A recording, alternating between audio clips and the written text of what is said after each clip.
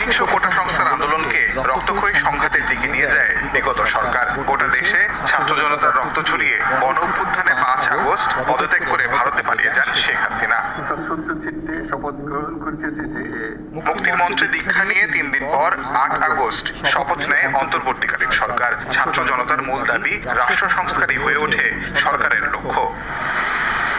দায়িত্ব গ্রহণের আগের 3 দিন দেশে কোনো সরকার ছিল না। অচল হয়ে পড়ে মনোবল ভেঙে যাওয়া পুলিশ বাহিনী। ফলে বেড়ে যায় ছিনতাই, ডাকাতি। মরার উপর খাড়ার ঘা হয়ে দেখা দেয় সংখ্যালঘুদের উপর সহিংসতা। নতুন সরকারের প্রথম চ্যালেঞ্জ ছিল এই নৈরাজ্য ঠেকানো। সরকারের সঙ্গে কয়েক দফা বৈঠকের পর 11 আগস্ট থানায় ফেরা শুরু করেন পুলিশ সদস্যরা।